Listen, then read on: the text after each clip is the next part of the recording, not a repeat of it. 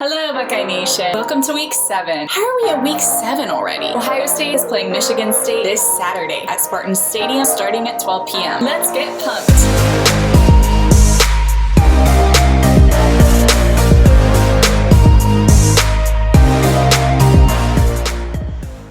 Welcome to Buckeye Football Fangirl, where it's my goal to get you pumped up for the game this Saturday. If you enjoy these videos, please support me and subscribe to the channel and click the bell icon for notifications on when my next hype video drops. You guys, I cannot believe we're already in week 7. That means after this Saturday, there's only one football game of this regular football season left. That is, if TTUN is able to play after all. I know last weekend was a really hard one on Buckeye Nation, as we learned about Coach Day contracting COVID-19 along with several other players, staff members, and other coaches. My thoughts and prayers continue to be with everyone who has tested positive and are still quarantining and in recovery. However, it does seem like canceling that game last weekend may have kept the rest of the Buckeyes healthy and saved the game coming up this weekend. With everything going on in Buckeye news this week, it has been so hard to focus on this game against Michigan State. I mean, with having PTSD-like symptoms after the game cancellation last weekend, the COVID-19 positives having us on pins and needles, all the CFP ranking drama, and smack being talked about TTUN canceling the game. Now, I sincerely think that they wouldn't actually cancel the game to screw us over, and I hope that their coaches, players, and staff members who have tested positive have a speedy recovery as well. We shouldn't wish COVID on anybody, not even TTUN. However, it is looking promising that we will at least have a game this Saturday,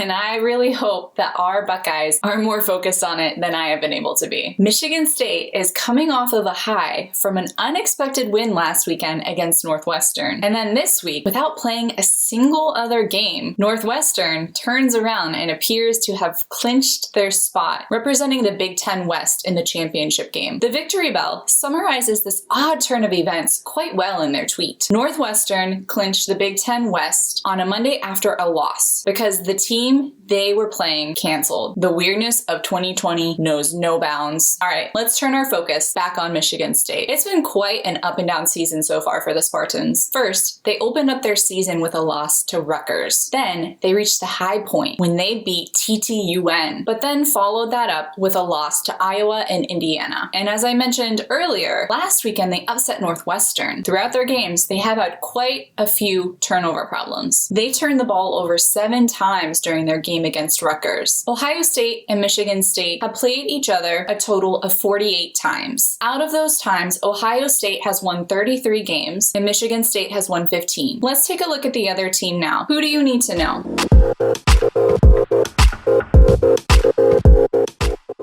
We'll start with their head coach, Mel Tucker. This is Tucker's first year as the head coach of Michigan State, but he has some serious Big Ten roots. He was born in Cleveland, Ohio, and he played high school ball at Cleveland Heights High School. Then, for college ball, he was a defensive back at Wisconsin. He has gone full circle in his coaching career, as he actually began in 1997 as a graduate assistant under then head coach of Michigan State University, Nick Saban. After that, he jumped around for a bit, and then in 2001, he became the defensive backs coach at Ohio State and was made the co-defensive coordinator in 2004. As Patrick Murphy reminded us on Twitter this week, Tucker said he had a really great run at Ohio State under Jim Trussell, helping the Buckeyes win the 2002 national title. He said he knows about the football at Ohio State and the mentality. In 2005, Tucker jumped into coaching at the NFL level, and he continued coaching on the defensive side of the ball for the Browns. During his time coaching in the NFL, he also coached for the Jacksonville Jaguars and the Bears. Then he jumped back into coaching at the college level, spending time at Georgia, Alabama, and Colorado before being hired for his current head coaching job at Michigan State. And what a tricky year it has been for him to come in as the new head coach. He was hired, and then 1 month later, everything happened with coronavirus, and players and coaches were both sent home. Some people have noticed that Tucker has been playing an intriguing number of freshmen this year, which seems to hold true to some comments he made earlier about letting the best players see the field. One of his major focus areas is recruiting, and he actually threw some major shade at D'Antonio by saying that a coach who cannot recruit at Michigan State simply cannot recruit. Next, let's take a look at their starting quarterback, Rocky Lombardi. Lombardi is a redshirt junior, and it's been a bit of a rocky season for him. While he won the starting quarterback job this year, his high point has truly been the TTUN and the Northwestern upsets. Lombardi threw for 642 yards over their first 2 games with 6 touchdowns, but then he rode the struggle bus during their games against Iowa and Indiana. He was benched in the second quarter during the Indiana game because of the lackluster decisions he made and missing wideouts and intermediate throws. It's been rumored that he sustained a lower body injury this season, though he hasn't publicly confirmed it, but he seemed to be limping and struggling to move around during the Indiana game. Then, last weekend, he peaked again during the Northwestern game, where his relentlessness is said to be one of the key things that led their team to victory. And another fun fact about Lombardi is that apparently he has a really good singing voice.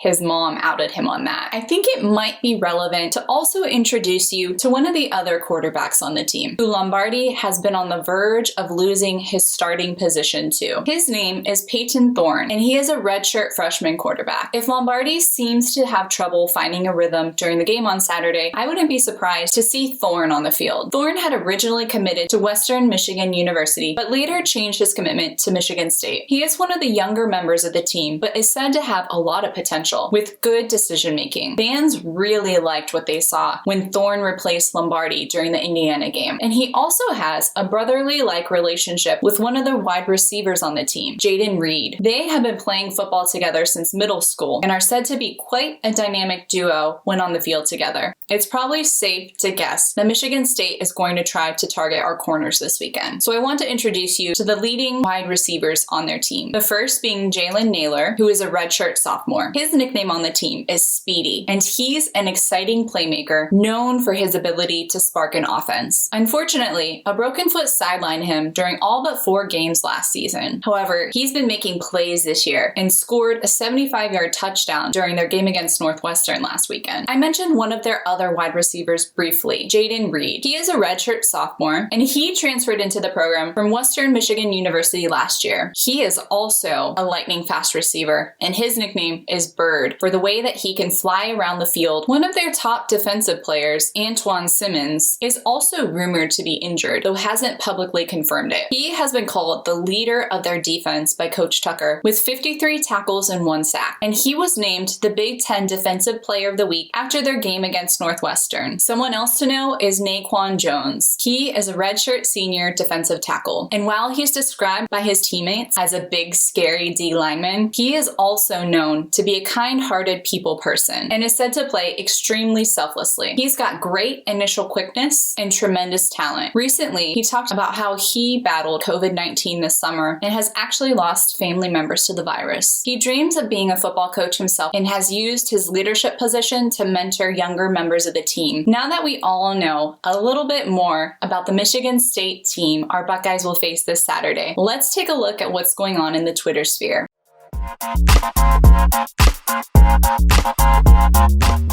If you have a comment about the game or want to share what you're excited about, please feel free to tweet at me. Let's start with this one that I'm sure we all saw plastered all over our timeline on Tuesday. Statement via Ohio State. The Ohio State University football team will resume organized team activities this afternoon in preparation for its game on Saturday against Michigan State in East Lansing, Michigan. I don't know about you, but I was elated when I saw this tweet. It was such welcome and great news. However, it seems like everybody was over the moon about it and may have gotten a bit carried away with their tweets. As Melissa points out, did Ohio State resume football activities? I wasn't aware after seeing it on my timeline 50 times, lol. Yeah, it was on there a lot. Trent Sports Burner says, I just want Ohio State football to tweet a picture of Justin Fields at practice. Anyone with me? I'm with you. I would be a lot more relaxed knowing he's been unaffected by the virus. This next tweet from Buckeye Natty Time in response to Toledo player, will Buckeyes game get canceled Saturday? Don't speak this nonsense into existence. I need my weekly fix of Ohio State football. I'm the same way, Buckeye Natty Time. We all need that weekly fix. This next tweet made me realize that Day's comments on Saturday was actually throwing some shade on MSU. As Cincy Weaver says, how does it make you feel at MSU football that Ohio State thinks they can start prepping for you as late as Thursday and still will be ready to beat you. Oh, that is a burn that I did not even see when Coach Day said that. But what can we say? I wanted to include this next one because I was amazed by this piece of artwork. From Sin, my friend is so talented. Go Buckeyes. That is an incredible piece of art, Sin. And whoever your friend is that made that, they are incredibly talented. This next tweet exchange I saw circulating, but this response from Joseph really made me laugh. The original tweet from I Ain't Nothing said, without saying your age, what is something you remember from your childhood that a younger person would not understand? From Joseph, TTUN beating Ohio State. Well played, Joseph. Well played. I'm really hoping that game against TTUN doesn't get canceled because I really want Coach Day and the Buckeyes to hang 100 on them. But in this unpredictable year, if it gets canceled because of COVID, my thoughts and prayers will be with their players, coaches, and staff members. Heading into the game this weekend, the biggest question mark in my mind